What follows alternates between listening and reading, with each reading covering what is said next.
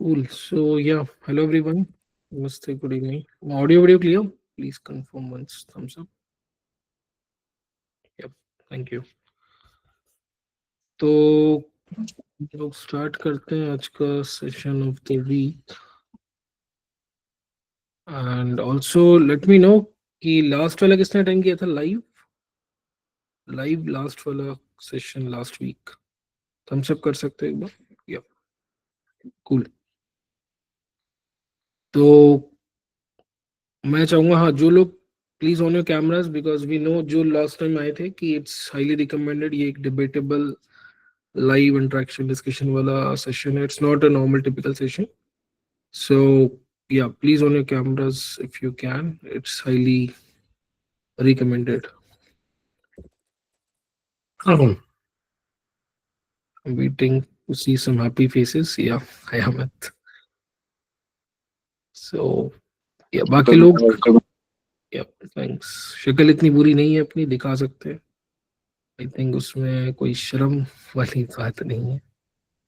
ठीक है. या कूल. जैसे इंटरव्यूज में हम अपना कैमरा ऑन करते हैं राइट, वैसे ही. और actually normal day to day meetings में भी करना चाहिए if you are working remotely. I hope you know these things. Basic work ethics होते हैं वो चीज. सो या कूल. एटलीस्ट 5 लोगों ने अपनी शक्ल दिखाई. बाकी लोग कुछ दिक्कत है भाई, शक्ल नहीं दिखा सकते हैं. ठीक है, कोई बात Hi, नहीं. hi, hi, Kushal. Hi, Kushal. Hi man. Yeah, can you please talk in English? I cannot understand. Venkat, I will try to like in both English and Hindi. Okay, I will make sure you. Okay, so I'm actually right Okay. now requesting to on your cameras, and I'm saying ki like our face or looks is not that bad. Like we can show our faces. So that's what I'm Okay. saying. Yep. Yeah, yeah, sure. So it's not a typical session. It's more about live interacting and debating on the topics. And today's we have already 4 kind of topics we are targeting. So let's quickly start. And I hope ki last wala you already watched or you attended live last week. So if you remember, हम लोग कुछ we come up with a few topics, right? इसमें कुछ topics निकल के आए थे and I hope शायद maybe you checked it out later on your own as well. Anyone thumbs up करेंगे कि it was somewhat insightful and you find something new, insightful things out of it. And I really got a good response of it. I also like कि हाँ कुछ तो बढ़िया चीज थी कि कुछ कुछ नया जानने को मिला and we come up with these things. So yeah. So let me post today's first question.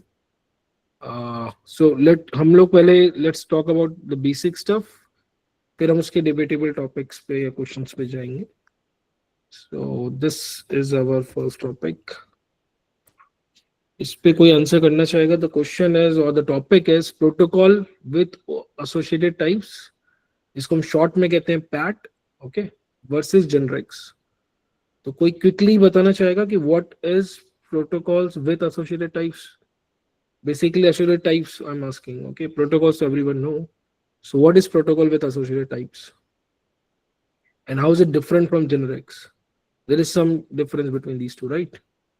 So in Swift, okay. So yeah. Anyone? आप लोग पहले hand raise कीजिए.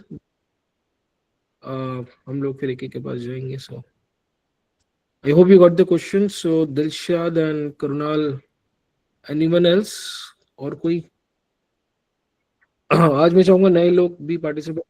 Last time as such participate नहीं किए थे. So yeah. Okay, Dilshad, you can go first with this question. I am not prepared. Let me try to explain. I know the concept. So, associated types are basically when we are trying to use some generics. Okay, we have to use some generics, so we just write it like associated type in T, and we can at the when we are confirming that protocol, so we can give the concrete class name to replace that. Okay. Anyone else इस पे कोई? हाँ, Krunal, you can go next. Krunal, आप क्या कहना चाहेंगे इस पे? I Yes. agree with him. Hello. Yeah. Yeah, I agree with him. But yeah, so generic is specifically for the generic use case. Like for the simplest example is like adding a number or adding a string. So we can use generic for that. Even swap numbers. These almost very basic example, but we can use generics for the API calls and some different operations, which can share the duplicate code. So we can reduce this duplicate code, and which can enhance our project's usefulness. And same way, uh, pets are a little bit different, where it for me, मैं ये सा मतलब ऐसा है कि हम जैसे protocols होते हैं, तो प्रोटोकॉल्स में हम ये टाइप डेफिनेशन करके कुछ ऐड करते हैं, वो उसका टाइप उसको जेनरिक टाइप बोल सकते हैं, लेकिन हम उसको रन टाइम नहीं, कंपाइल टाइम हम उसको जब एडॉप्ट करते हैं उस प्रोटोकॉल विथ एसोसिएटेड टाइप्स को, तो हम उसको डिफाइन करते हैं। जैसे कि हम इसको ऐसे भी यूज कर सकते हैं, लाइक एपीआई कॉल्स में भी यूज कर सकते हैं कि रिस्पॉन्स टाइप है, तो हम उसको एज अ टाइप डिफाइन कर देते हैं कि भाई इसका रिस्पॉन्स टाइप यूजर वाला है या फिर कोई पोस्ट आएगी, ऐसे तो हम ऐसे भी कर सकते हैं।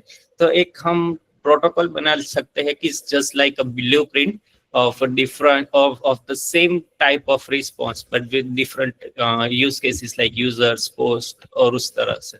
So both are in a way similar, but use cases are different. Yeah. Okay. Thanks Kunal and thanks Dilshad.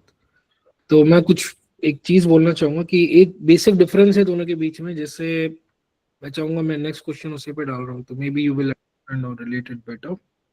Okay. तो I am putting next question, and question मैं बोल के ही बता देता हूँ। Can you put protocols with associated types into an array? Why not and how do generics solve this? तो yeah, that's the question. You can go in the chat section. I already posted the question. ठीक है, इसको लेके you can hand raise and you can answer it, जो भी लोग answer करना चाहते हैं। So yeah, Amit, you already hand raised. You want to say something about this? Amit, Arya. Yes sir, yes sir, yes sir. I was authenticity type के बारे में sir बोलना था।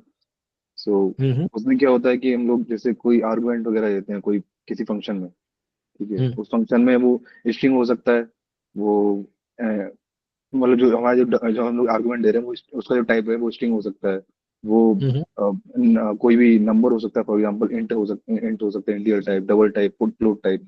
सो that associated type is that argument type that we can work upon.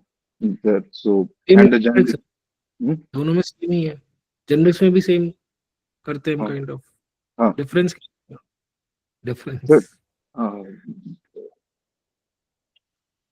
Sir difference ये कि मतलब that is like general function, the generic is general function that we can pass through, that we can use in anywhere, but protocol क्या है कि उसको confirm करना पड़ेगा किसी भी स्ट्रक्चर पर। क्या जेनरिक सिर्फ फंक्शंस के लिए यूज होता है? we can't use generic classes or with other things? what do you think? नहीं, केवल फंक्शन के लिए यूज नहीं होगा। ठीक है, इस क्वेश्चन पे आओ, मे बी इन क्वेश्चंस के थ्रू हम चीज पाएंगे। तो आई hope you got this question जो अभी मैंने डाला। Can you put protocols with associated types into an array? क्या आप एरे में पैट्स को डाल सकते हो? पैट्स मतलब प्रोटोकॉल्स विद एसोसिएटेड टाइप्स को एरे के अंदर डाल सकते हो, और नहीं तो फिर क्यों नहीं डाल सकते, और इसमें फिर जेनरिक्स कैसे सॉल्व कर रहा है चीज को? तो या Manoj, yes you can go. Okay. To tell the truth, I'm not 100% sure if the answer that I'm saying is correct or not. But I think you cannot put pat in array because see the major difference between generics and protocol or pat protocol with associated types is that protocol with associated type gets resolved at runtime and not at compile time. Whereas generics get resolved at compile time. So compiler knows when it is resolving, whenever it's basically going through your code, it understands, oh, this is a generic, like for example, it's an array, but what array of what? It's an array of string. So what it does is basically replaces that value with a string. So it knows at the compile time, the generic, that the type that you're using is of array type, and the value that it will hold will be int. That is not the exact case with a protocol with associated types. So that gets resolved during runtime. Of course, and to solve that, you'll need to again, but I forgot that name. Basically, you have to contain it into a wrapper, something like type erasure, basically. Yeah, that I think you'll have to do to solve that issue. But with your question, no, it cannot be done. And how exactly generics solve this, I'm not exactly sure. But like I said, like it gets resolved at compile time, so it understand. Oh, अभी मेरे पास जो आएगा वो string array of string है ना, क्योंकि अगर मेरा array है and it contains like an array of some type, some protocol. Right? So वो कोई भी हो सकता है. It can be a person, it can be a student, it can be an employee. So it doesn't know at compile time will this get like compile time पे resolve होगा या नहीं होगा. So generics helps us here, like compile time पे वो check करता है and it understands. Oh, this is the value that is coming is of type of array of int.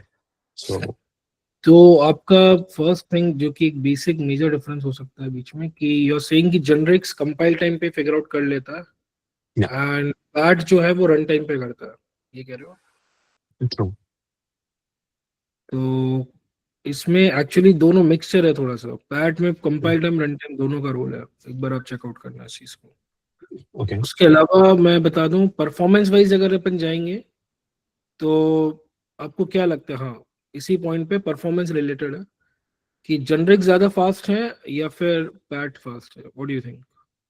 And it's related to dynamic dispatch as well. Right there around. Yeah, you already answered that. Of course, generic would be more faster. Like it gets resolved at compile time, so dynamic dispatching, because of like static compile time dispatching, it is more faster. Whereas not with the case. सारे questions actually interviews में पूछ लेते हैं and they actually, इससे आपका वो basic understanding पता चलता है कि either you should know कि how generics working behind the scenes and patch. So okay, एक और चीज है कि generics को थोड़ा सा strongly टाइप कहते हैं या काइंड ऑफ, बट पैट्स में ज्यादा एब्स्ट्रैक्शन है if you compare these two. अगर आप इसको रिलेट कर पा रहे हो तो ठीक है. You have more flexibility in PATs, but हाँ मतलब it's up to use cases, different depend करता है वो. तो ठीक है, आई होप बाकी लोग रिलेट कर पा रहे इससे, या इस पे कोई और कोई पॉइंट ऐड करना चाहता? Anyone on this last question, pets versus generics? और वरना मैं नेक्स्ट क्वेश्चन की तरफ आगे बढ़ूंगा.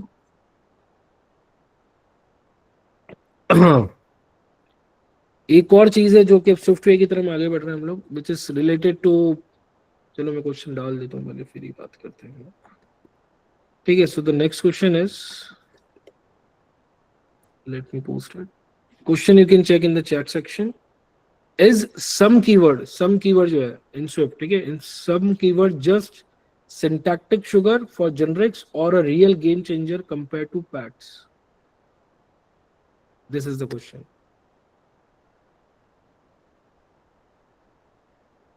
I hope you getting the question.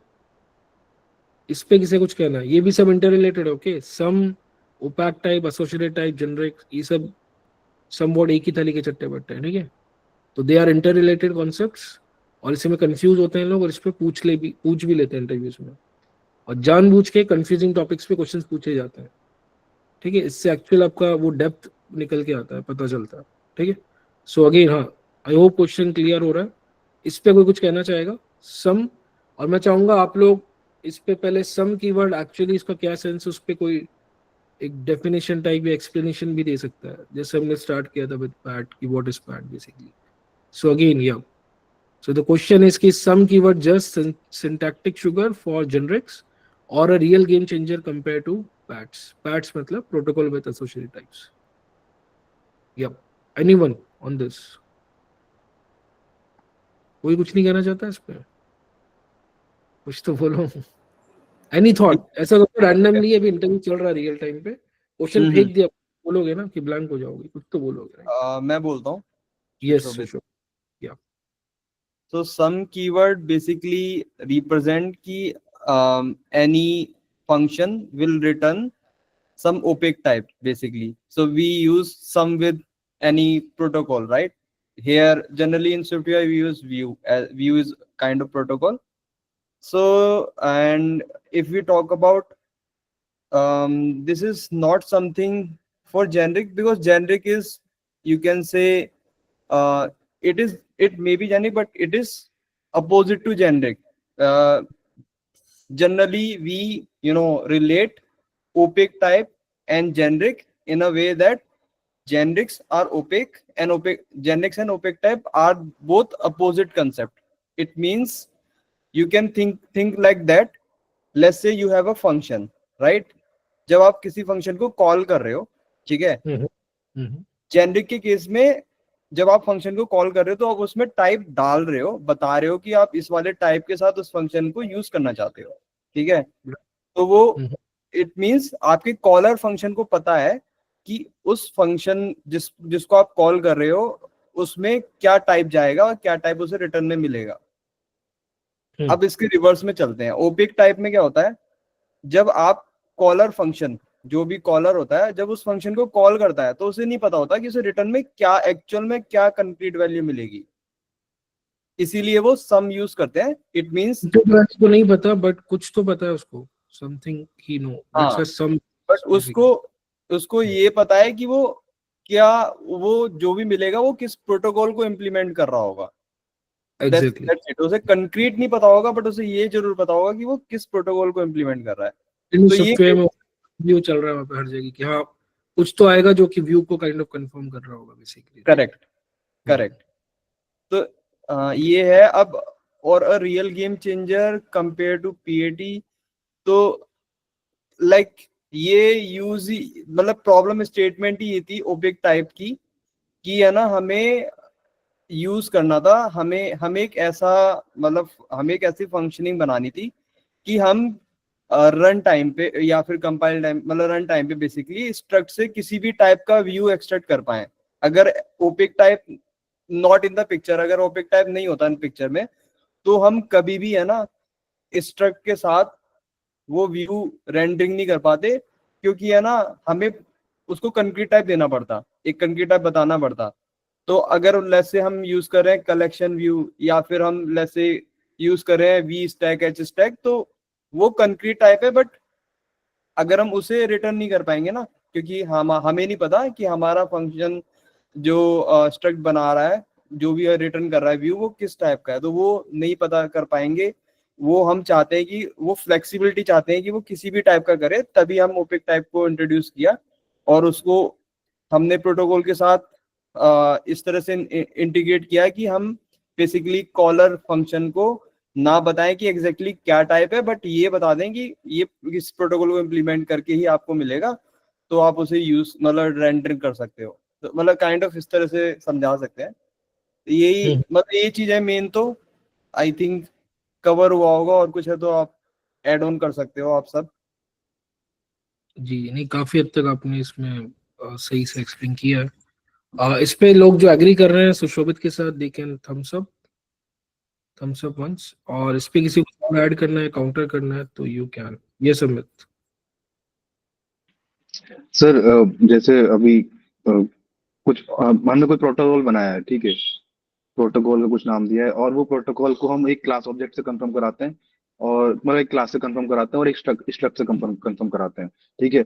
अब क्या है, मान लीजिए हमने कोई और एक क्लास बनाई है, अब उसमें हम लोग कुछ वेरिएबल डाल रहे हैं, अब वो वेरिएबल जो है उसका टाइप हम बोल रहे हैं वो प्रोटोकॉल टाइप है, ओके, ठीक है। या फिर फॉर एग्जाम्पल जैसे हम लोग एक इंटरफेस बना रहे हैं बीच में, ठीक है, वो इंटरफेस एक प्रोटोकॉल हो सकता है, तो प्रोटोकॉल का टाइप दे दिया। अब वो जो इंटरफेस है, अब वो क्लास ऑब्जेक्ट भी हो सकता है, वो स्ट्रक्ट भी हो सकता है, राइट। हो सकता सो तो तो थोड़ी सी सिमिलैरिटी मेरे को दिख रही है इसमें, तो मेरे को थोड़ा सा मतलब उसमें वो मैच नजर आ रहा है, जो सम कीवर्ड है वो उसको थोड़ी सी implement है। भी है, थोड़ा डिफरेंस भी है, दोनों का कॉम्बिनेशन है। ओके ओके या हाँ, मतलब सिमिलरिटी तो ये हो सकती है कि हम लोग को मतलब उन दोनों में से कोई सा भी ऑब्जेक्ट हम ले सकते हैं, ठीक है। तो सम व्यू जो होता है कि किसी भी तरीके के व्यू को वो ले सकता है, और डिफरेंस आप बता दीजिए, मेरे को उसका आइडिया नहीं, डिफरेंस तो मैं पता नहीं। नहीं हो रहा है, इसी के बीच में कंफ्यूज हो रहा है सम वर्सेस। हाँ, थोड़ा कंफ्यूजन। तो सुशोभित ऑलरेडी एक्सप्लेन दिस की सुशोभित आप आंसर करना चाहोगे? सम और जेनरिक में कंफ्यूजन हो रहा है आपको? नहीं, कंफ्यूजन नहीं हो रहा है। जैसे मैं बता रहा था कि हम लोगों ने कोई इंटरफेस बनाई है, ठीक है। इंटरफेस वो कोई प्रोटोकॉल है, और हम क्या कर रहे हैं कि एक इंस्टेंस पास कर रहे हैं। वो इंस्टेंस जो है वो प्रोटोकॉल टाइप हो सकता है। अब वो प्रोटोकॉल टाइप अगर क्लास ने कंफर्म किया है तो क्लास भी हो सकती है, स्ट्रक्ट ने कंफर्म किया तो स्ट्रक्ट भी हो सकता है, ठीक है। ठीक है। तो और यहाँ पे सम कीवर्ड है, सम कीवर्ड भी व्यू को लेता है। वो सम जो है वो किसी भी तरीके का व्यू हो सकता है, करेक्ट, वो क्लास भी हो ठीक है। सकती है, स्ट्रक्ट भी हो सकता है। हाँ, मतलब सम जो है वो व्यू की बात कर रहा हूँ मैं, ठीक है। तो व्यू में वो कोई सा व्यू हो सकता है, एच स्टैक, वी स्टैक, या फिर ठीक कोई है। सा व्यू, ठीक है। कोई तो भी यहाँ जो कि कंफर्म कर रहा है बेसिकली, राइट? कोई भी हो हाँ, सकता हाँ, तो यहाँ तो मेरे को सिमिलरिटी नजर आ रही है, ठीक है। डिफरेंस कहाँ, डिफरेंस मैं वो पॉइंट आउट नहीं कर पा रहा हूँ, समझ पा रहा हूँ। है। मैं आपका क्वेश्चन क्लियरली नहीं समझ पा रहा हूँ। आप किस हाँ, कंटेक्स्ट में क्लैरिटी समझ आ रही है? हम्म, तो पहले ही आपका क्वेश्चन में मतलब मुझे क्लियर। डिफरेंस, हाँ वही मुझे भी थोड़ा सा कंफ्यूजन है कि आपको डिफरेंस कुछ नहीं है, इट हम्म, जस्ट कि मतलब ओपेक टाइप का जो मेन यूज है ना वो यही था कि हम कॉलर को हाइड करना चाहते थे, कॉलर को yes, हाइड करना चाहते थे कि वो किस टाइप का रिटर्न करेगा, correct, ताकि correct, हमें फ्लेक्सिबिलिटी मिले हाँ, कि किसी भी टाइप का रिटर्न कर हाँ। ले। तो प्रोटोकॉल से भी वो हमने हाइड किया, जो जैसे मेरा क्वेश्चन था, प्रोटोकॉल से भी हमने हाइड किया कि क्लास का ऑब्जेक्ट भी हो सकता है या फिर स्ट्रक्ट का ऑब्जेक्ट हो सकता है, हाँ, ठीक है। तो इसमें डिफरेंस क्या है? अच्छा आपने जो प्रोटोकॉल से हाइड किया, ठीक है, बट यहाँ पे ना कैच ये है हम्म, कि अभी आपने जो वेरिएबल बनाया, ठीक है, उससे प्रोटोकॉल से उसे इम्प्लीमेंट, उस प्रोटोकॉल को इम्प्लीमेंट करने वाला वो वेरिएबल है, राइट? correct, ठीक है। तो यहाँ पर तो है ना, यहाँ पर ये केस वो वाला, ये वाला जो केस है ना, ये हुआ प्रोटोकॉल ओरिएंटेड अप्रोच यूज हाँ, करने हाँ, का। हाँ, मतलब हाँ, जहाँ आप मतलब हाँ, किसी प्रोटोकॉल को कंफर्म करके और उसको रिप्लेस कर सकते हैं किसी भी मतलब कंक्रीट टाइप से, राइट, जो उस प्रोटोकॉल को इम्प्लीमेंट कर रहा हो, करेक्ट। ठीक है। बट अच्छा ओपेक टाइप में अब क्या, इसमें और ओपेक टाइप में क्या फर्क है कि ओपेक टाइप में है ना ये हुआ कि मतलब आपने सम कीवर्ड इसलिए यूज किया कि लेट्स से अगर आप उस प्रोटोकॉल को रिटर्न कर रहे होते, फॉर एग्जांपल आप उस व्यू टाइप को रिटर्न कर रहे होते, तो फिर है ना अल्टीमेटली कंपाइलर एरर आ जाता आपको कंपाइल टाइम पे। क्यों इसलिए आता कंपाइल टाइम पे एरर अगर आप व्यू ही रिटर्न कर रहे होते? क्योंकि वो है ना जब कंपाइलर को मेमोरी एलोकेट करनी होती है जब आप किसी फंक्शन से कुछ रिटर्न कर रहे होते हो, और अल्टीमेटली उस फंक्शन जो रिटर्न कर रहा है उसके अंदर जो भी कोड लिख रहे हो आप, जो भी बना रहे हो, वो एक कंक्रीट टाइप होना चाहिए, उसकी मेमोरी एलोकेट होनी चाहिए, ठीक है। अगर आप सिंपल व्यू के साथ करके देखोगे ना तो आपको कंपाइलेशन एरर देगा, वो कहेगा कि है ना यहाँ पे, और अगर उसको कोई यूज कर रहा होगा आगे जाके, एक बार ट्राई करके देखना ये वाली चीज भी। मतलब मेरे को ये लगता है मतलब मेरे को इतना पता है, मैंने ये भी क्वेश्चन मतलब इस तरह का क्वेश्चन मैंने पहले देखा था, तो मैंने ट्राई भी किया था, उसमें ये था कि कंपाइल ही नहीं हो रहा था कोड मेरा। अगर मैं सिर्फ सम को हटा दूं और खाली व्यू रखूं तो वो एक एरर देता है कि है ना उसको नहीं पता कि ये फंक्शन कितनी मेमोरी यूटिलाइज करने वाला है, और वो मेमोरी यूटिलाइजेशन कंपाइल टाइम पे चाहिए होती है उसको, तभी वो कोड को रन कर पाता है। तो इसीलिए वो सम कीवर्ड का जब हम यूज करते हैं ना तो फिर वो कंपाइलर क्या है ऑटोमेटिकली फिर वो रन टाइम पे कैलकुलेट करता है या फिर कुछ और मैकेनिज्म यूज करता है। बेसिकली मेमोरी एलोकेशन का इश्यूज है, उस वजह से हम सम कीवर्ड को यूज कर रहे हैं। Might be I am wrong, but मैंने ये देखा मेमोरी भी कह लो, और उसके साथ साथ जैसे सम कीवर्ड को पिक्चर में लाए इसलिए ना कि थोड़ा फ्लेक्सिबिलिटी एब्स्ट्रैक्शन के लिए, फ्लेक्सिबिलिटी आए, राइट। आपको राइट ओपेक टाइप से। तो ठीक है, बाकी हमें इस पे आप अगेन थोड़ा डीप डाइव कर सकते हैं, चीजें और क्लियर होंगी कोड में जाके। Okay sir. कुछ दो लोग और हैंड रेज किए, एक बार हम क्विकली लेते हैं क्योंकि हमें और भी टॉपिक्स पे जाना है। या मनोज यू कैन। बेसिकली मेरे बहुत सारे पॉइंट्स थे ना, सुशील ने जो एक्सप्लेन किया उसी से कॉपी रहेंगे। लास्ट में सम एनी ये सब कीवर्ड्स, ये जेनरिक और पैट, ये सब जो खेल है, ये this is done so that compiler can optimize itself. Compiler जो आपका कोड है वो ऑप्टिमाइज कर सके. तो बहुत सारी चीजें ना लास्ट में जो आती है वो आती है या तो कंपाइल टाइम पे रन होगा या तो स्टैटिक डिस्पैच होगा या तो डायनामिक डिस्पैच होगा. तो होता क्या है, जेनरिक्स आपको हेल्प करता है to do most of the things that basically static dispatching में हेल्प करता है. अब आपका क्वेश्चन होता है why some and any. Some का बेसिकली मतलब है मैं भेजूंगा, I will return something, but it will be, मैं अभी तेरे को नहीं बताऊंगा कि मैं तेरे को क्या सेंड कर रहा हूं, but when compiler compiles my code he knows that the object that I am sending will be of only that type. For example, अगर मैं लिखता हूं, अगर मैं रिटर्न करता हूं सम मनोज, तो उसको पता है कि मैं जो रिटर्न करूंगा ना, बेसिकली जो कॉलर रहेगा उसको नहीं पता रहेगा. वो बोलेगा भाई जो मेरे पास आएगा वो कुछ तो एक जेनरिक टाइप का आएगा, मुझे नहीं पता कौन सा टाइप का आएगा. बट कंपाइलर जब वो कंपाइल करेगा तुम्हारा कोड, और जो कंपाइल फाइल आपको जो क्रिएट करेगा उसमें आप देख सकते हो जाके कि लिटरली आपको जो फंक्शन है वो रिप्लेस हो जाता है. Basically function do something which will be returning Manoj, not some Manoj नहीं रिटर्न करेगा, लिटरली वो मनोज का ऑब्जेक्ट रिटर्न करेगा. वेरा जब आप एनी बोलते हो तो कंपाइलर बोलता है कि भाई आएगा, या तो मनोज आएगा या तो सुशोभित आएगा, मुझे नहीं पता क्या आएगा, दोनों में से कुछ एक आएगा. तो अभी जो भी तेरे को हैंडल करना है ना वो रन टाइम पे हम देखेंगे.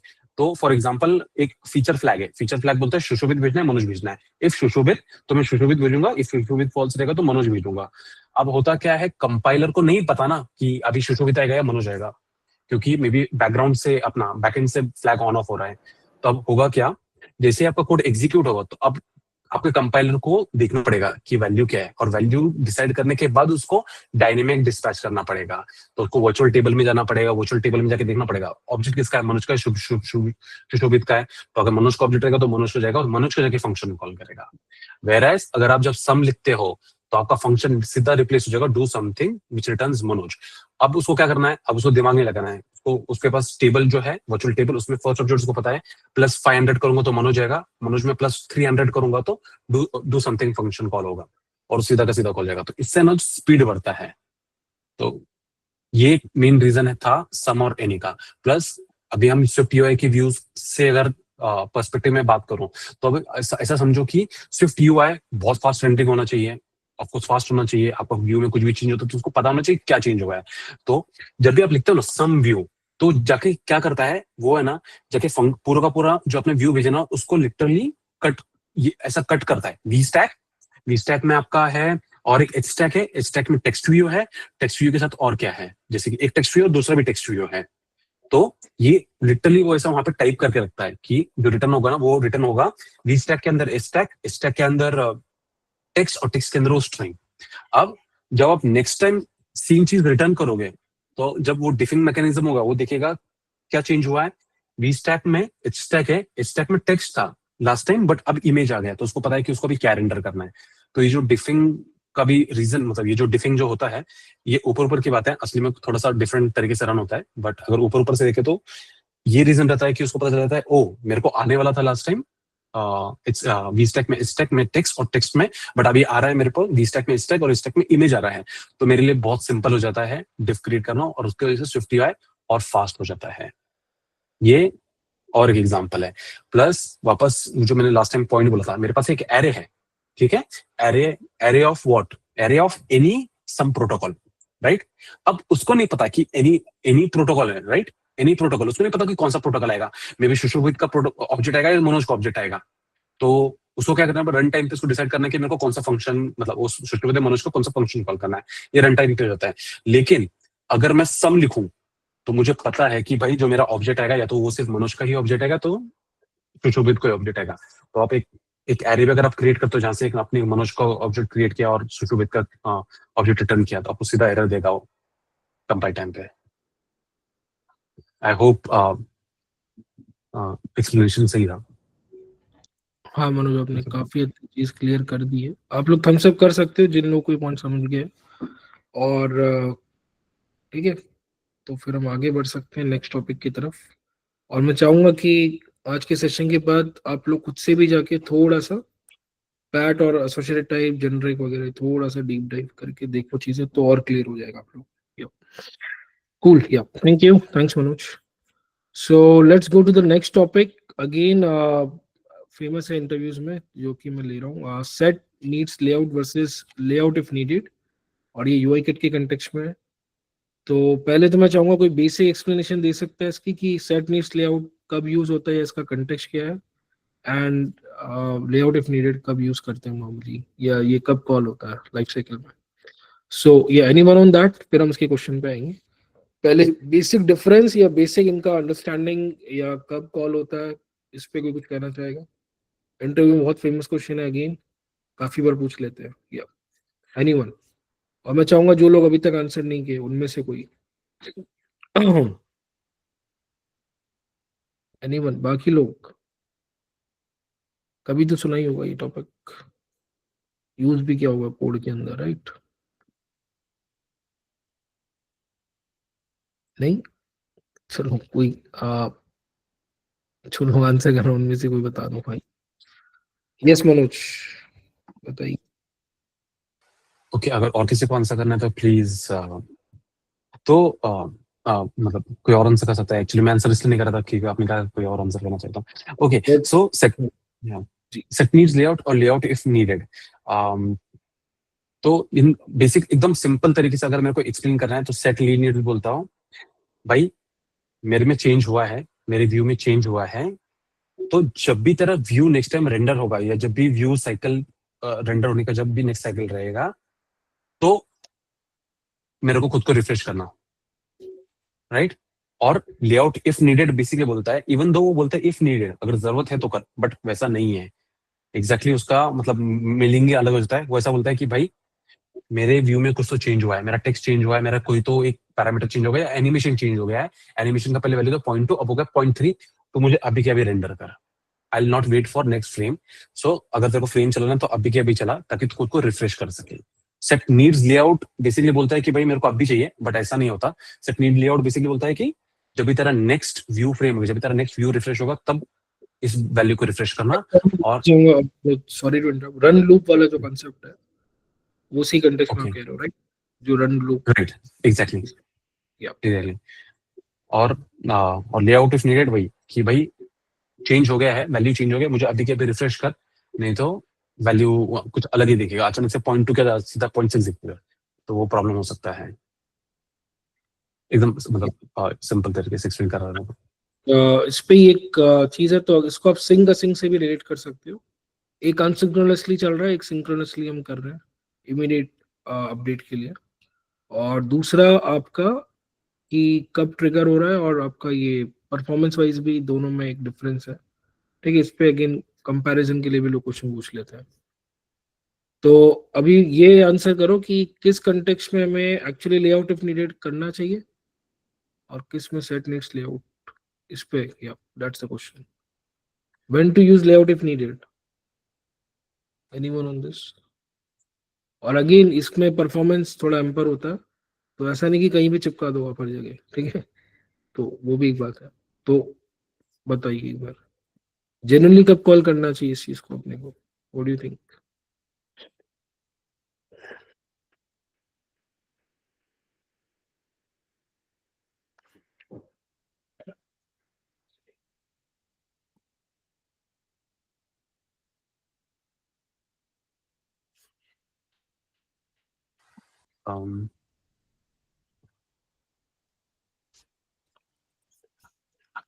बहुत सारे जवाब मनोज की तरफ से आने वाला, या Krunal, Krunal you can go, Krunal ने भी किया था। Yeah. Yeah. So, Yes. okay. Yeah. Go ahead. No. You want to? No, please go ahead. Thanks. So, set needs layout generally used for when we need to redraw the view or animation. So, basically, some changes in the view,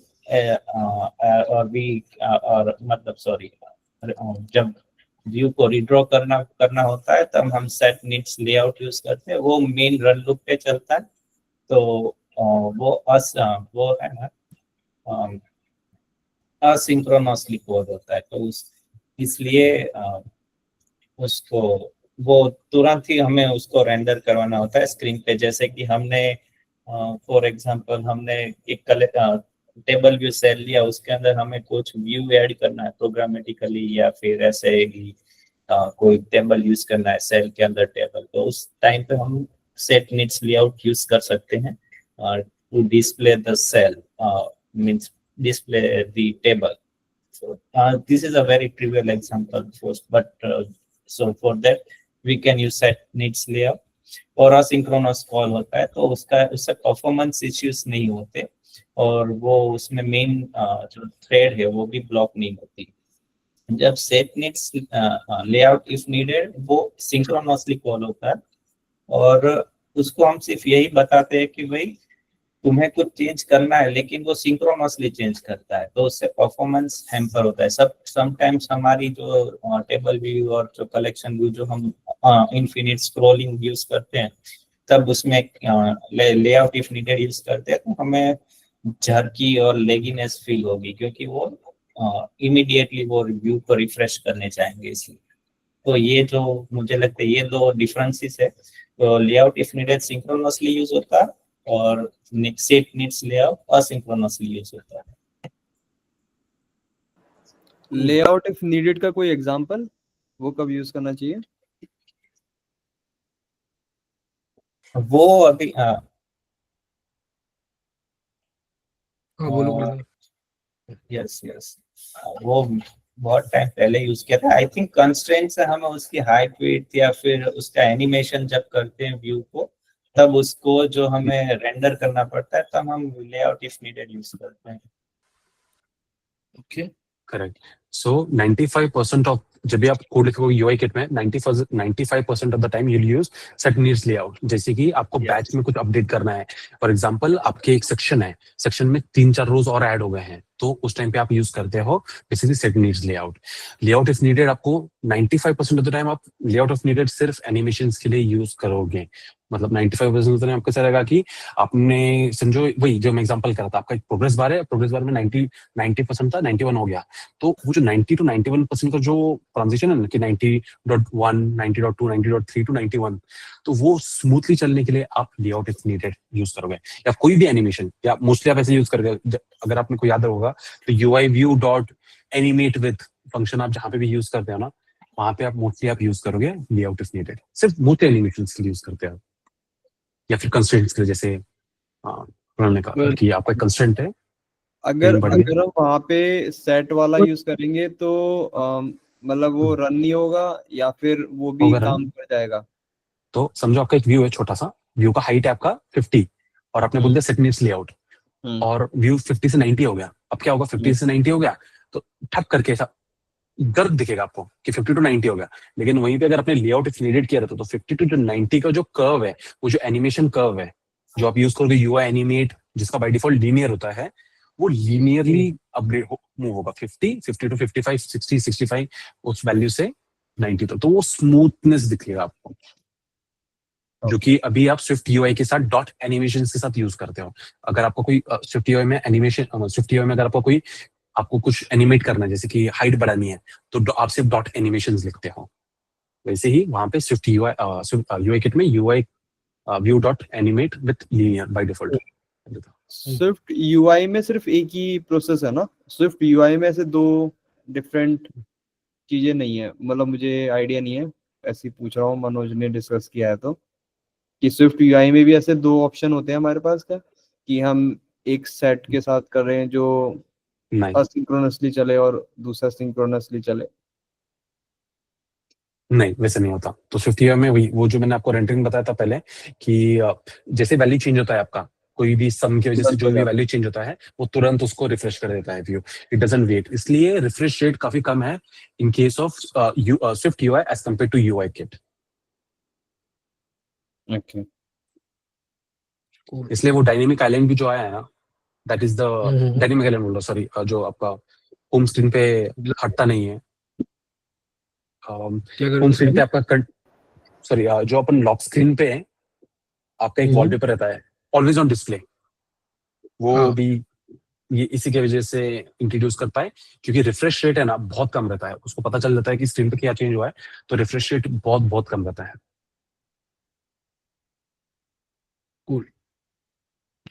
Cool. Yeah. Thanks, Manoj.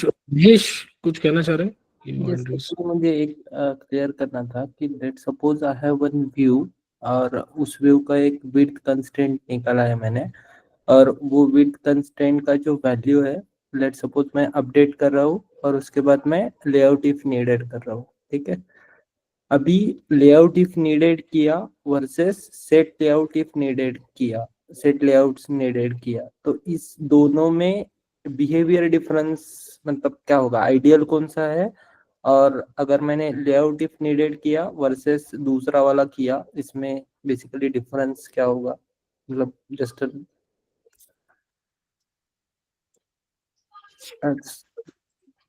If you मतलब उस case पे ideal behaviour क्या होना चाहिए, मतलब layout if needed he करना चाहिए या फिर सेट लेआउट इफ नीडेड?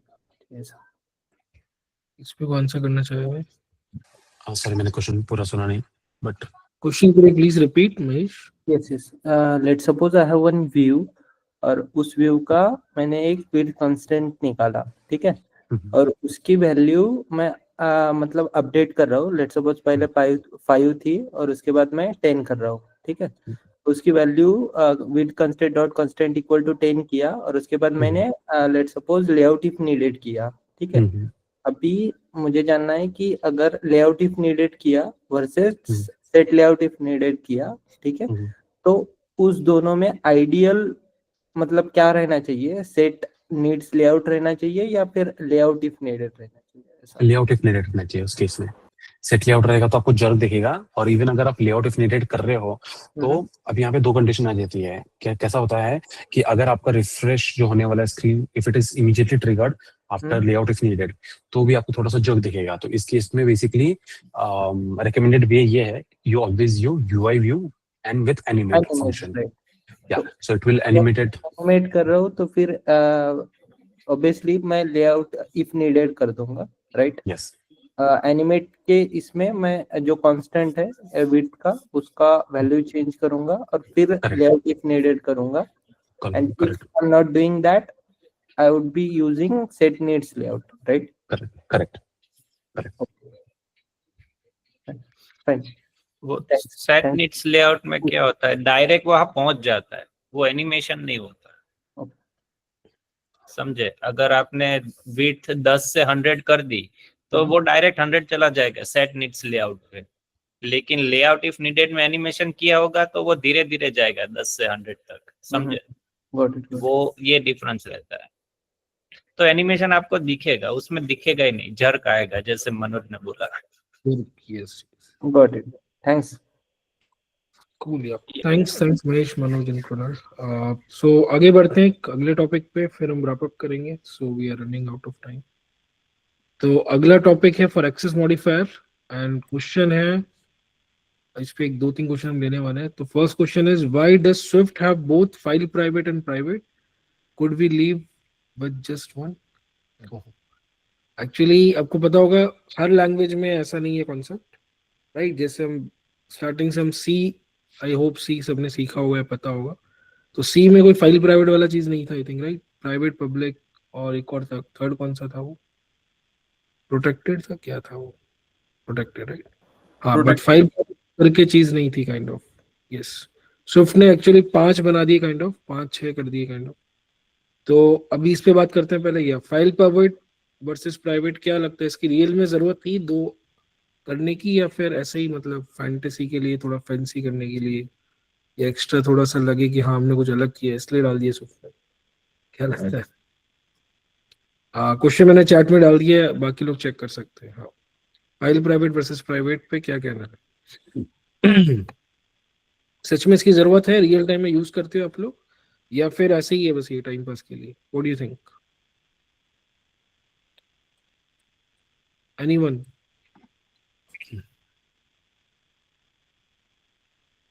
वैसे कुछ तो सेंस होना चाहिए, अपन ने डाला है तो ऐसे तो नहीं डाला होगा, बट स्टिल कभी कभी एप्पल ऐसे भी डाल देता है, ये भी ध्यान रखना मार्केटिंग के लिए।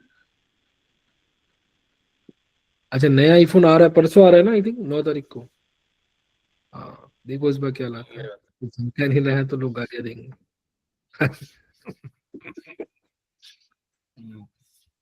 तो हाँ, मनोज अगेन। चलो मनोज आप ही बताओ जी। I can wait if someone else wants to answer. But अभी तक कोई हैंड रेज नहीं हुआ है. Okay. So Yeah. Mostly functionality वही ऑलमोस्ट सेम ही है. प्राइवेट और फाइल प्राइवेट की. प्राइवेट बस ये है कि you can not access it outside. Basically आप इसको दूसरी जगह पे एक्सेस नहीं कर सकते. But I think you can write extension to the private classes or to the private types, if I'm not wrong. But अगर आप फाइल प्राइवेट वगैरह यूज करते हो, ओके, जस्ट इन केस अगर आप फाइल प्राइवेट यूज करते हो तो you can not right extension in a different file. आपको जो भी रहेगा उसी फाइल में यूज करना पड़ेगा उसे. आई मे बी रॉन्ग अगर थोड़ा गलत जा रहा है. यस. हाँ, तो जब प्राइवेट का मतलब तो सिंपल ये है कि आप उस डेटा टाइप के अंदर ही कुछ लिख सकते हैं. मतलब आपने जैसे एक स्ट्रक्ट बनाया तो उसके पैरेंथेसिस क्लोजेस के अंदर ही आप उसको एक्सेस कर सकते हैं, उससे आउटसाइड नहीं कर सकते. As simple as that. उससे आउटसाइड आप यूज नहीं कर सकते उसे. अब आता है फाइल प्राइवेट में. क्या होता है कि अगर आपने जैसे वो स्ट्रक्ट या क्लास जिस फाइल पे बना रखी है उस फाइल में जैसे आपको उसके एक्सटेंशन में उसे उस प्रॉपर्टी को यूज करना है फॉर एग्जांपल, तो उस केस में आप कर सकते हो अगर आपने उसे फाइल प्राइवेट बनाया है तो, क्योंकि उस फाइल में आप उसे कैसे भी एक्सेस कर सकते हो. मतलब आपको ना वो ब्लॉक नहीं करेगा. इट मीन्स कि उस फाइल के लिए वो एक्सेसिबल है. तो एज सिंपल एज दैट. यही मेजर डिफरेंस है. अगर मैं बोलूँ कि फाइल प्राइवेट की नीड आई थिंक इतनी नहीं लगती हमें भी. हमने कभी प्रैक्टिकली इतना यूज नहीं किया. सिर्फ एक्सटेंशन के केस में हमने यूज किया हुआ है पास्ट में कि अगर हमने जैसे कोई एक्सटेंशन बनाई है, कोई कस्टमर हमने अपना डेटा टाइप बनाया, उसकी एक्सटेंशन में हमें स्पेशली उसको एक्सक्लूसिवली यूज करना है तो हमने फाइल प्राइवेट यूज किया है. Other than that I don't think so कि वो यूजफुल है, क्योंकि जब फाइल चेंज हो जाती है और अगर आप उसे लाइब्रेरी बना रहे हो, कुछ बना रहे हो, तो उस केस में वो रिलेवेंसी नहीं रखता. वो प्राइवेट की तरह ही ट्रीट करता है हमारे. सॉरी, तो एक से रिलेटेड क्विक क्वेश्चन है. सो फाइल प्राइवेट, फॉर एग्जांपल मैंने क्लास क्रिएट किया या स्ट्रक्चर क्रिएट किया तो मैंने फाइल प्राइवेट लिखा है और उसको, लेकिन अगर मैं दूसरी फाइल में जाता, एक न्यू फाइल क्रिएट करता हूँ, उसको उसके एक्सटेंशन में मैं उसको यूज कर सकता हूँ? नहीं कर सकते. ओके, तो मुझे दूसरी मतलब जैसे ही आप दूसरी मतलब फाइल या दूसरी क्लास मतलब दूसरी जगह यूज करना चाहोगे तो नहीं कर पाओगे. मतलब उसी फाइल से बाहर हो गए ना आप. ओके, तो मुझे उसी फाइल के अंदर लेवल की एक्सेसिबल है, दूसरी फाइल में जाती एक्सेस खत्म हो जाएगा. ऐसा ओके ओके. उस फाइल में एक से ज्यादा क्लासेस होंगे तो भी यू कैन एक्सेस. हाँ, तो चलेगा. सेम फाइल में you can use. Yes right. पर दूसरी फाइल में नहीं कर पाओगे. लिमिटेड टू फाइल हो गया वो. मतलब उसका स्कोप लिमिटेड टू फाइल हो गया. मतलब हाँ, जितने भी क्लासेस बनाओ बना सकते हो, लेकिन इसी फाइल में, मतलब उसके बाहर कुछ भी नहीं ऐसा. हाँ, जैसे एक घर में जितने भी रूम बना सकते हो बना दो. हाँ, कह सकते हो. एक काइंड ऑफ मुझे लगता है एक और एब्स्ट्रैक्शन लेवल पे इन्होंने एक स्कोप बना दिया कि भाई एक फाइल में काम करना है तो कर लो, यहाँ पे यूज कर लो, पर इसके बाहर नहीं. मतलब बाहर नहीं. राइट. जैसे एप्पल ने एक चीज दे दी जो कि आई थिंक बाकी प्रोग्रामिंग लैंग्वेजेस में नहीं है, पर अब आ गई हो तो पता नहीं. कोई बोलना चाहेगा? फाइल प्राइवेट और भी लैंग्वेजेस में है क्या? कॉटलिन वगैरह में या समथिंग, पाइथन में? Any idea?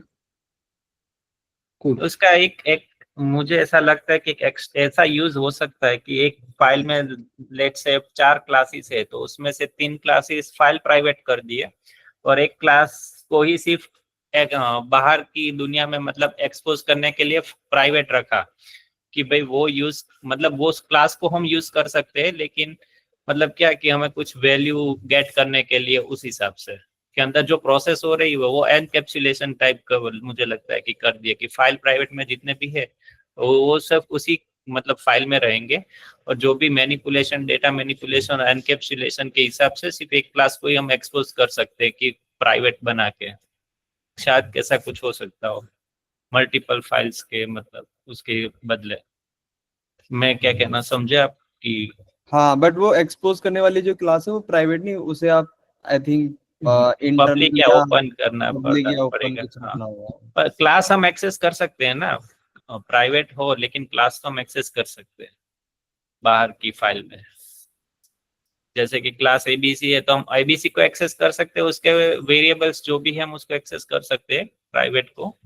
लेकिन हाँ, तो उससे क्या हम उससे हम डेटा भेज के मैनिपुलेट करके वापस रिजल्ट ले सकते हैं, ऐसा कुछ मतलब उस हिसाब से शायद सोचा होगा।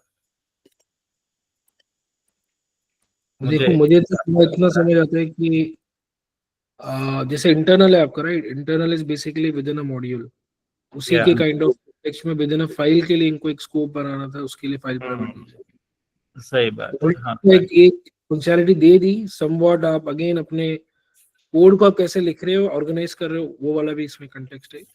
उस कंटेक्स्ट में कुछ लोग यूज करते हैं या कभी कभी काम आता है, पर इतना फ्रिक्वेंटली काम नहीं आता है जितना जितना मैंने काम किया अभी तक। प्राइवेट हम नॉर्मली ज्यादा यूज करते हैं क्योंकि प्राइवेट का सेंस ज्यादा बनता है। File private is all about again this, एक फाइल में अगर मैं ज्यादा तामझाम कर रहा हूँ तो वहां पे मुझे चाहिए कि भाई मैं उसको फाइल प्राइवेट बना के मैं नीचे भी यूज करूंगा, उधर भी करूंगा, सेम फाइल में इधर उधर और यूज करना है, तो ठीक है मैंने फाइल प्राइवेट कर दिया उसको, राइट? तो उस थोड़ा सा तो या आई थिंक यहाँ पे हम लोग रैप अप कर सकते हैं ऑन दिस। और एक और क्वेश्चन है मैं लेना चाहूंगा लास्ट, उसके बाद we can wrap up, which is related to your, मैं क्वेश्चन एक मिनट डाल ही देता हूँ।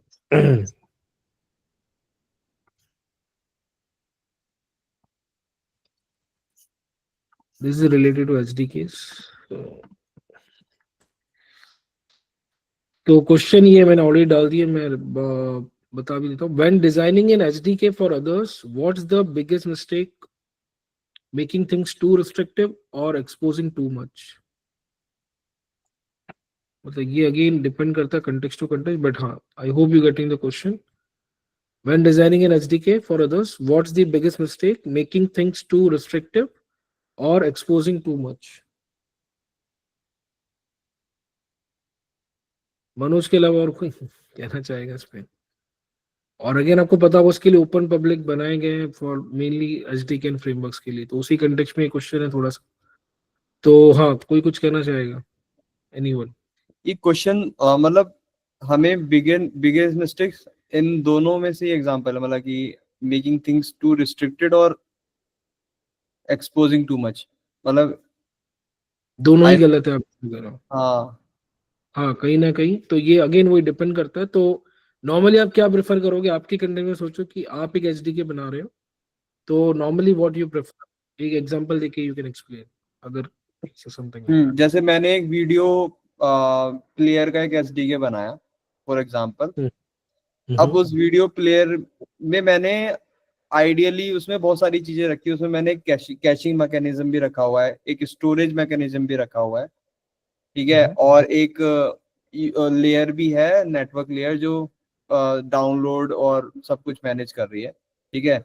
बट मैंने एक्सपोज जो करा है ना, उस प्लेयर का एक मैनेजर करा है, जिससे वो यूजर सिर्फ उस वीडियो को पे यूआरएल डालेगा और वो वीडियो प्ले होगी और वो उसे स्टॉप कर पाएगा और उसे पॉज कर पाएगा और क्लोज कर पाएगा। इसके लिए मैंने एक मैनेजर वो सिर्फ एक्सपोज कर रखा है as a public, until unless अगर मुझे चाहिए कि मैं चाहता हूं कि उस प्लेयर का यूज करके कोई अपना एक और क्लास बना पाए, तो मैं उसे ओपन रखूंगा, नहीं तो public is sufficient for that SDK. तो दिस और अदर जो भी मैंने कैशिंग वगैशिंग जो भी बनाया, वो सब मेरा इंटरनल रहेगा, ताकि वो out of the SDK is not accessible. तो इस और इसमें एक और चीज है, किसी कंटेक्स्ट में आप चाहोगे कि वो उनको ओवरराइड करके अपना कस्टम बिहेवियर भी रख सकते हैं, राइट? तो उस केस में भी हम लोग you will go with open, right? Mostly open, yes. जो चीज हम चाहते हैं कि हम चाहते हैं कि मतलब यूजर उसको ओवरराइड कर पाए, उसका सब क्लास बना पाए, उस केस में हम उसको ओपन रखेंगे, अनलेस इसके अलावा हमें इसे पब्लिक सिर्फ उन्हीं चीजों को रखना चाहिए जो हम चाहते हैं कि वो डायरेक्टली एक्सेस कर पाए उस फंक्शनैलिटी को। अदर देन दैट सब हमें इंटरनल या प्राइवेट और वो सब रखना चाहिए। Cool, makes sense. Yeah. I think Rohit, आप कुछ करना चाह रहे हैं? Rohit. Yeah, hi, Kushal. Actually, I was in my office work and like I was just trying to listen all these things. So I mean, yeah, what Shushabhi said, I just completely agree with that. So Mhm. abhi kya hai na ki normally we keep mostly public and all those things, but we miss like giving the extensibility for the consumers to again override and again do those things. So if we really want that thing, then we should. That is the main mistake. Like we'll again keep it public, but we should make it as public, open for that. Okay. Manoj, आपको कुछ add करना है? Yes, actually मेरे थोड़े से points यहाँ पे contradictory हैं. What Shushabhi has said. So मेरा thumb rule ये है कि always whenever you are creating an SDK which you are exposing, always start with internal. Never make anything public unless it is really needed. The more things you make public, the more burden you have over the period of time. और इसका सबसे बड़ा disaster था Facebook SDK. Facebook SDK made a lot of things public, even उनके internal classes, and they're still just to support legacy code. They're still supporting those things. So always remember, उतना ही दो जितना आगे वाले को चाहिए या जितना तुमको इनपुट चाहिए. Basically, always remember, always take input. मतलब तुम बताओ कि मेरे पास 4 ऑप्शन है और मैं 4 ऑप्शन में से एक ही काम करूंगा. Never give them कि हाँ भाई तेरे को व्यू चाहिए, तेरे को खुद कस्टमाइज व्यू करना है, ये ले. ऐसा नहीं. अगर तुमको कस्टमाइज व्यू चाहिए उनके साइड से जो तुमको दिखाना है, तो ऑलवेज एक्सपेक्ट अ व्यू और यूआई व्यू बेस्ड, मतलब या स्विफ्ट में लिख रहे हो यूआई किट में लिख रहे हो उसके हिसाब से. प्लस जितना तुम चीजें एक्सपोज करोगे, पब्लिक चीज एक्सपोज करोगे और तुम्हारा आगे चल के आर्किटेक्चर चेंज होता है या कुछ भी चेंज होता है, फंक्शनली डिप्रिकेट करनी है, it will be very difficult, very headache for you, because आपने वो चीज पब्लिक करके रखी है and someone is using that. So never start with basically public. Try to hide as much as possible, not just in case of SDKs, even your implementation. Recommended. Yes, right. Yeah, Manoj, fully agree. हम लोग even this is recommended for normal coding as well. हम लोग को जितना होता है कि इसको कम रखना होता है, unnecessary उसको public नहीं करना है, right? Yeah. Cool. So yeah, Krunal, want to add something on this? Yeah, always start with private functions. Always start with private. Yeah. Always start with private. Yes. Yeah, only just dependency injections you can just so only those are public or open, or only one class we can if we would like to subclass that can be open. Otherwise, everything starts with private. कि start with private जितना, क्योंकि private is the least scope. तो जितना आपको लग रहा है कि थोड़ा सा भी अगर किसी को बाहर एक्सेस देना है, उसको फिर आप इंटरनल या और उसके ऊपर जाओ. अदरवाइज तो प्राइवेट से काम हो जाएगा आपको most of the cases. Right. Normally हम कोडिंग में भी हम लोग क्या करते हैं, जैसे when I am writing in one class, जिसको मुझे पता है if I am writing few functions जो मुझे पता है इस क्लास के बाहर कोई यूज करने नहीं वाला है, ये इंटरनल यूज के लिए, तो मैं सारे फंक्शंस को प्राइवेट बनाऊंगा, सारे प्रॉपर्टीज को भी, राइट. और कुछ ऐसे फंक्शन या प्रॉपर्टीज होंगी जो मुझे एक्सेस देना है किसी और क्लास के लिए, तो उसको मैं बेसिकली इंटरनल रखूंगा या डिफॉल्ट इस तरीके से, राइट. या प्राइवेट सेट करेंगे, वरना कभी कभी जब हम लोग यूनिट टेस्ट वगैरह लिखते हैं तो उस वक्त पता चलता है कि इसको क्लिक होना चाहिए था. कभी कभी ऐसा होता होगा, मेरे साथ ये भी यस. तब होता है कि काश हम ये एक्सेस कर पाते. तो उसको फिर राइट में बदल देते हैं ना कोड में जाके. हाँ, तब बदल के वापस वो फंक्शनैलिटी टेस्ट करके वापस private. Cool. Yeah. So I think it's pretty good enough today. We can wrap up then. और मिलते हैं फिर अगले सेशन ऑफ द वीक में. उसके इन बिटवीन इस वीक में कंबाइन के सेशन होंगे जो कि कुछ दिन से पेंडिंग थे. और मैं क्विकली अपडेट दे दूं, जो स्प्लिट बडी के सेशन में आए थे, तो उसके लिए अगेन हमारा एक ब्रेनस्टॉर्मिंग हो गया है. अब हम उसके डिजाइनिंग और बैकएंड को लेके हमें काम करना है. तो we need one decent guy for UI UX. तो उसमें अगर आप लोग भी अपने एंड से देखो, अपने नेटवर्क में कोई है जो इंटरेस्टेड हो और इसमें कंट्रीब्यूट करना चाहता हो, तो दैट वुड बी ग्रेट. उसके अलावा अगेन आप अपनी फाइंडिंग्स उसको ट्राई करो यूज करने का डे टू डे में स्प्लिट वाइज को. उसको काफी बेटर हमें बनाना है, that's the main concern behind this.